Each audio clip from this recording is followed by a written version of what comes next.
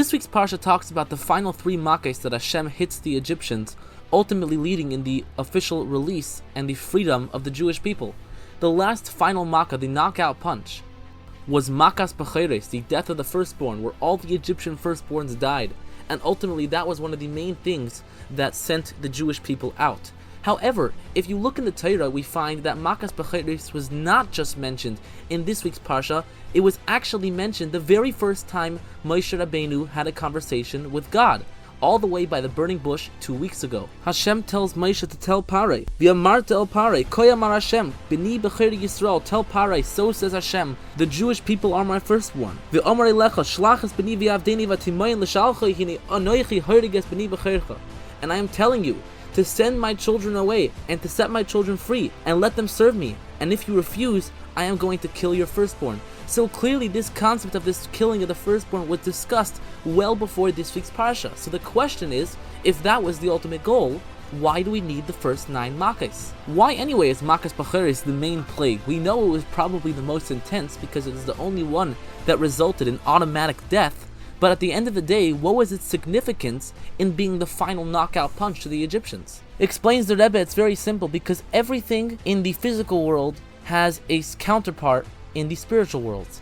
Anything that happens down here has a mazel, has a power and a koyach lamaila, upstairs. That being said, since we are Hashem's precious firstborn, since we are Hashem's most precious possessions in the world, then our arch enemy is going to come from an evil firstborn. Most notably, the most evil firstborn of all of them, Parei himself. And therefore, all the other 9 Makos were attacking layers of klipa, were taking away layers of impurity. But ultimately, after all said and done, the final knockout punch is going to come from the very essence of who they are and the very essence of who we are. We are Hashem's chosen firstborn, so what we're going to do to actually set us free is to knock out theirs, to knock out the essence of evil. And therefore, while all other 9 plagues served the purpose in taking away different layers of impurity, Makas Becheres was ultimately the main one, and the one that set us free because it attacked the essence of impurity, the essence of evil, being the evil firstborn as opposed to us being the holy firstborn.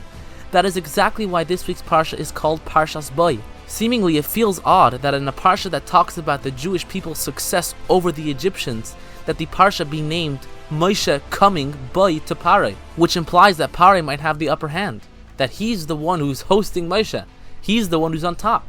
But no, it's very simple. Based on what we explained, it makes perfect sense. When we have to attack evil, we attack it at its root, we attack it at its core. What set the Jews free from the Egyptians, and what's going to set us free from our gullahs, is not shying away from the bad, but standing up, fighting for who we are, protecting our identity, and ultimately coming out successful. And therefore the lesson for us is very clear, that we can't get fazed by the bad around us. No matter what anybody says, no matter what anybody from the outside world does, it should not faze us. If anything, that should make us come out stronger, because the only way we are going to bring Mashiach is to attack evil at its core. Makas Becheres wasn't a one-time thing, it is a lesson and a message for every one of us to stand up for who we are, to not be afraid and go straight into evil and knock them out, ultimately coming out successful.